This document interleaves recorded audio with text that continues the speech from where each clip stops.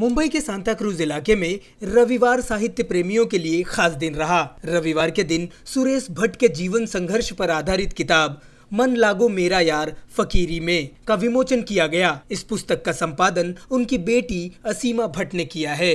ये जो मेरे हाथ में किताब देख रहे हैं, मन लागो मेरो यार फकीरी में, ये इस किताब का नाम है, जो कि मेरे पिताजी के पूरे जीवन संस्मरण के बारे में है, जिस पर अलग अलग लोगों ने, कैलाश सत्यार्थी से लेकर के मेधा पाटेकर तक ने उनके बारे में, उनके साथ बिताए लम्हों के बारे में, उनके जो राजनीतिक जो उनके योगदान थे उसके बारे में ये किताब है। आज उसी का लोकार्पण है, मन लागो मेरो यार फकीरी में। वो बहुत बड़े क्रांतिकारी थे, समाजसेवी थे, घर छोड़ कर के चले आए। बचपन में ही मुझे छोड़ दिया था, मेरे बाप को छोड़ दिया, और पूरा जीवन उन्होंने समाज को दिया without any regret, and he was very happy with his work. बिल्कुल, इनको पढ़ने के बाद, इस किताब को पढ़ने के बाद, उनके साथ साथ उस दौर के पूरे जो आइडियोलॉजी थे, राजनीतिक परिदृश्य पर क्या कहाँ चल रहा था, क्या उतार चढ़ाव आ रहे थे, किस तरह की सोच रखते थे लोग, ये सारी बातें इस किताब में उनके थ्रू आप उस पूरे समाज और राजनीतिक परिवेश को देख सकते हैं। इस मौके पर मुंबई के साहित्य और पत्रकारिता जगत से जुड़े लोगों ने बड़ी संख्या में अपनी अपनी मौजूदगी दर्ज कराई और कार्यक्रम में मौजूद सभी लोगों ने सुरेश जी के जीवन और पुस्तक के विषय पर प्रकाश डाला। ये किताब एक बहुत ही ज़रूरी किताब है। हमारे समाज में बहुत से ऐसे लोग होते हैं जो अपना पूरा जीवन एक समर्पित, ईमानदार, प्रतिबद्ध कार्यकर्ता की तरह समाज के लिए बहुत कुछ करते हैं, पर हम उनके बारे में जान भी नहीं पाते। अगर इनके बारे में इनकी बेटी ने ये किताब नहीं निकाली होती तो हम भी शायद जान नहीं पाते कि एक कैसी शख्सियत थी। और ऐसी शख्सियतों पर आनी चाहिए किताबें। ये किताब बहुत से सवाल भी खड़े करती है क्योंकि हमारे समाज में जिस तरह के ईमानदार लोगों की ज़रूरत है, उनका हश्र क्या होता है, वो क्यों एक मुकाम तक नहीं पहुंच पाते, क्योंकि समाज की पूरी जो स्थितियां हैं वो बहुत विकट हैं और उसमें कई लोग अपने लड़ाकू संघर्ष में लगे रह जाते हैं, पर किसी मुकाम तक पहुंच नहीं पाता वो संघर्ष। तो इसके लिए एक पंथ को, एक पार्टी को, एक कार्यकर्ताओं को सोचने की ज़रूरत है, उसमें ढूंढने की ज़रूरत है कि क्यों सब साथ में नहीं आ पाते। बहुत ज़रूरी सवाल उठाती है किताब, और एक तरह से एक जुझारू व्यक्ति की पूरी जीवनी है इसमें। हालांकि उन्होंने नहीं लिखी, पर टुकड़ों टुकड़ों में जिन्होंने लिखा है वो पूरा जोड़कर एक पूरी तस्वीर, मुकम्मल तस्वीर बनती है। नहीं, युवा वर्ग साहित्य के प्रति बहुत उत्साहित है, बिल्कुल, और साहित्य अपना काम कर भी रहा है, युवाओं को खींच रहा है अपनी तरफ, पर वही एक प्रतिबद्धता की और ईमानदारी की जो ज़रूरत है, जो महत्वाकांक्षा से परे हो। साहित्य मतलब समाज के हक में कुछ करना। साहित्य मतलब ये नहीं कि अपनी 2-4 किताबें छपवा कर और नाम में आ जाना। यश लिप्सा और अपनी महत्वाकांक्षाएं दरकिनार रहनी चाहिए, तभी हम साहित्य से सच्ची रूप में जुड़ सकते हैं। दरअसल ये किताब जिस व्यक्ति के बारे में है, जिस व्यक्तित्व के बारे में है, इस किताब का जो लेखन होना चाहिए था वो समाज के द्वारा होना चाहिए था। एक सामाजिक व्यक्तित्व थे, एक राजनीतिक व्यक्तित्व थे। दरअसल ये काम उस समाज द्वारा किया जाना था, उन राजनीतिक प्रतिबद्ध लोगों द्वारा किया जाना था। लेकिन अफसोस ये है कि ये किताब उनके माध्यम से ना आकर के उनकी बेटी के माध्यम से आ रहा। उनकी बेटी जो कि एक अभिनय के क्षेत्र में काम करती हैं, अच्छी अभिनेत्री हैं, उन्होंने अपने पिता के जीवन को जिस तरह से समझा, जो असर उनके ऊपर हुआ, जो उनके व्यक्तित्व के तमाम पुट्टे, जैसे कि किताब का शीर्षक ही है कि मन लागो यार फकीरी में, उनके फ़कीर व्यक्तित्व के बारे में उन्होंने ये अपना दायित्व समझा और एक बेटी का धर्म उन्होंने निभाया। देखिए, ये किताब आपके सामने है, मन लागो मेरो यार फकीरी में। ये किताब लिखी है असीमा भट्ट जी ने अपने पिताजी सुरेश भट्ट के बारे में। हमारे जो बुज़ुर्ग हैं वो कहते थे कि ज़िंदगी लंबी नहीं होनी चाहिए, बड़ी होनी चाहिए। तो सुरेश भट्ट जी की ज़िंदगी वो बड़ी ज़िंदगी थी। उन्होंने समाज के लिए सोचा, समाज के लिए जिए, और उनका जो जीवन रहा है, संघर्ष रहा है, वो बहुत सारे लोगों के लिए प्रेरणा स्रोत रहा है। तो ऐसे व्यक्तित्व को उनकी बेटी ने सामने लाने का काम किया, तो असीमा जी इसके लिए बहुत बधाई की पात्र हैं। और ऐसी किताबें बहुत ज़रूरी हैं कि जो ख़ुद के लिए नहीं जीते, जो समाज के लिए जीते हैं, जिनमें एक फ़कीरी का गुण होता है। जैसे कबीर ने सबको जो है रास्ता दिखाया, तो वैसे ही एक ऐसे क्रांतिकारी व्यक्तित्व थे सुरेश भट्ट जी ने, जिन्होंने अपने कर्म से, अपने जीवन से, अपने संघर्ष से, अपनी विचारधारा से लोगों को जीने का एक मकसद सिखाया, आगे बढ़ने का रास्ता रोशन किया। तो ये समाज के लिए एक ज़रूरी किताब है, और मैं असीमा जी को बहुत बहुत बधाई और शुभकामनाएं देता हूं कि उन्होंने एक नेक काम किया इसके लिए। हाँ, ये देखिए, बात यह है कि असीमा जी ख़ुद एक बहुत अच्छी रंगमंच की अभिनेत्री रही हैं। उनके पास जो है संवाद की एक भाषा है, कला है। तो एक बहुत आसान, सरल सहज भाषा में ये किताब लिखी गई है, और युवा भी ऐसी चीज़ें पसंद करते हैं कि ऐसे विचार हों, ऐसे व्यक्तित्व हों कि जो है जिनकी रोशनी में वो अपनी ज़िंदगी का सफ़र तय कर सके, है ना।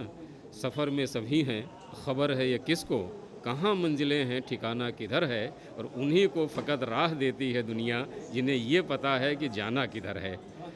Okay, thank you. देखिए, बात ये है कि आजकल जैसे एक बहुत संध्याएं होती हैं जिनको सूफी संगीत संध्या कहा जाता है। मेन मकसद वही है कि आप अपने अहम को, अपने ईगो को भूल करके कैसे आप पूरे समाज की या पूरी दुनिया को वसुधैव कुटुंबकम की विचारधारा से देखते हैं। तो आज का जो युवा है, पढ़ा लिखा इतना है, उसके मतलब जो है जहनी तौर पे इतना समुद्र है कि वो छोटी मोटी चीज़ें जैसे सांप्रदायिकता वगैरह है, उसके चक्कर में नहीं पड़ता। वो एक बड़ा मिशन लेके चलता है। तो उसमें जो है ऐसी चीज़ें उसे बहुत पसंद आती हैं जो समाज को जोड़ने का काम करती हैं, पूरी दुनिया में एक मतलब प्रेम का, भाईचारे का जो एक संदेश देती हैं।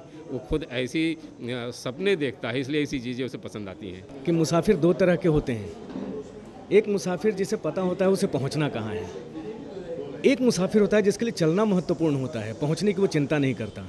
सुरेश जी ये दूसरे तरह के मुसाफिर रहे, जो चले, वो किसी एक पड़ाव पे ठहरे नहीं। उनके लिए पड़ाव, लोगों की ज़रूरत, उसके आधार पे वो कहीं भी रुक जाते थे। वहाँ उन्होंने अपने दायित्व का निर्वाह किया और वहाँ से दूसरा ट्रेन पकड़ा, दूसरी ट्रेन पकड़ी, निकल लिए। तो एक यायावर, एक फ़कीर व्यक्तित्व रहे, एक राजनीतिक ऐसे व्यक्तित्व रहे जिसकी विडंबना ये रही कि जाने तो बहुत गए सुरेश जी लोगों के बीच, लेकिन पहचाने नहीं गए समाज में। ये उस व्यक्तित्व की विडंबना है, और ये हमारे समाज की भी विडंबना है कि ऐसे लोग जो जाने जाने चाहिए, पहचाने जाने चाहिए, वो बहुत देर से सामने आते हैं। और ये किताब उस व्यक्तित्व को सामने लाने की एक बड़ी अच्छी सी कोशिश है, अच्छा प्रयास है जो असीमा जी ने की है। मेरी सारी शुभकामनाएं उनके साथ हैं। मेरा एक मानना है कि आप डिजिटल आ गया, आप बहुत सारी चीज़ें लैपटॉप पे पढ़ने लगे, मोबाइल पे पढ़ने लगे, लेकिन जिन्हें पता है या जो जानते हैं कि हाथ में किताब लेकर के पढ़ने का जो एक सुख है वो आज भी है और कल भी रहेगा, ये बरकरार रहेगा, ये जाएगा नहीं। आप चाहे जितने भी डिजिटलाइट हो जाइए, आँखों का जो सुख और हाथों के स्पर्श और पन्नों की जो गंध आती है पढ़ते वक्त, वो कहीं नहीं जाएगी।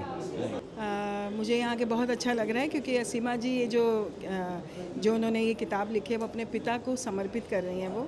और मैं अपने पिता से बहुत लगाव रखती थी, तो मैं उनकी भावनाओं को समझ सकती हूँ। और ये किताब उन्होंने मुझे बहुत पहले गिफ्ट की थी और मैंने पढ़ी। ये मेरे लिए बहुत फ़ख्र की बात है कि असीमा जी ने मुझे खुद चल के ये बुक दिया और मुझे पढ़ने का मौका मिला। सुरेश भट्ट जी, जिनके लिए हम यहाँ सब इकट्ठे हुए हैं, एक बहुत बड़े क्रांतिकारी थे। आप जेपी आंदोलन से जुड़े, छात्र आंदोलन में थे और समाज में जो कुरीतियाँ थीं उनके ख़िलाफ़ निडर होकर आवाज़ उठाते थे और सबके लिए उन्होंने बहुत कुछ किया है। तो मेरी हार्दिक शुभकामनाएं हैं असीमा जी को, और जब जब उन्हें मेरी ज़रूरत पड़ेगी मैं हमेशा वहाँ हूँ, क्योंकि मैं भी अपने पिता से बहुत प्यार करती थी। वो अपने, हमारे में एक कॉमन चीज़ है, ये पिता का लगाव जो पुत्री से होता है वो बेमिसाल होता है। तो उसके लिए मैं उनको हार्दिक बधाई देती हूँ और मैं चाहती हूँ कि ये जो कार्यक्रम उन्होंने रखा है वो अच्छे से रखे। मैंने बहुत सारे लोगों के बारे में पढ़ा। मैंने पढ़ा एक डॉक्टर हशमत परवीन है जो सुरेश भट्ट जी को अपना बड़ा भाई मानती थी और उन्होंने बड़ा खूबसूरत वर्णन किया है कि वो एक बार बीमार हो गई थी, वो घर पे मिलने आए, फिर उनको वो हॉस्पिटल दिखाने के लिए ले गए, और उन्होंने एक बहुत खूबसूरत सा शेर बाद में नज़र किया है कि यूँ तो सभी जीते हैं, लेकिन जो मर के भी मशहूर हो जाते हैं उसे सही मायने में जीना कहते हैं। एक्चुअली पूरा ढंग से शेर मुझे वो याद नहीं, पर उसके मायना यही है कि ऐसे तो सभी ज़िंदगी जीते हैं, लेकिन मरने के बाद भी आज हम उनके लिए इकट्ठे हैं, तो इससे बड़ा तो कुछ नहीं हो सकता। तो ऐसे लोगों को मैं मेरी श्रद्धांजलि देती हूँ और भगवान उनकी आत्मा को शांति दे। मन लागो मेरो यार फकीरी में क्रांतिकारी सुरेश भट्ट के जीवन की स्मृतियाँ। ये सुरेश भट्ट जो थे वो अपने आप में एक मिसाल थे, समाजवादी पार्टी से जुड़े हुए थे। उन्होंने एक पूरी पीढ़ी तैयार कर दी। आज उस पीढ़ी में से लोग करोड़पति बन गए, अरबपति बन गए, लेकिन ये आखिर तक फ़कीर के फ़कीर ही रहे।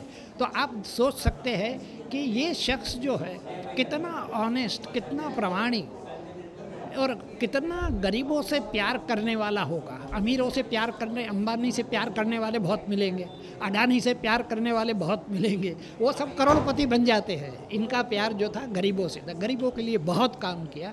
और आज जो ये किताब आई है और उसकी बेटी के ज़रिए, तो ये बड़ी खुशी की बात है। और मैं चाहूँगा कि ये किताब जिसके भी हाथ में आए वो पढ़े, जिसके हाथ में ना आए वो खरीद कर पढ़े, लेकिन पढ़े ज़रूर। तुम सा लहरों में बह लेता तो मैं भी सत्ता राह लेता, ईमान बेचता चलता तो मैं भी महलों में रह लेता। ये भावना और ये फीलिंग रही है सुरेश भट्ट जी की। और आज हम लोग यहाँ पे जो कार्यक्रम कर रहे हैं, उनकी बेटी असीमा भट्ट अपने पिता के प्रति जो उनका एक स्नेह है, जो प्रेम है, उन सारी चीज़ों को एक किताब के स्वरूप में उन्होंने एक उसको एडिट किया, संपादित किया और आज उसका हम लोग लोकार्पण कर रहे हैं। अपने जीवन में संघर्ष की पराकाष्ठा के बावजूद निरंतर प्रयासरत रहने के व्यक्तित्व को रेखांकित करती ये पुस्तक का विमोचन ये दर्शाता है कि आज के समाज में भी संघर्ष के महत्व को नकारा नहीं जा सकता। कैमरामैन देवानंद सिंह के साथ प्रदीप शर्मा और अनिल सिंह, इन 24 न्यूज़, मुंबई।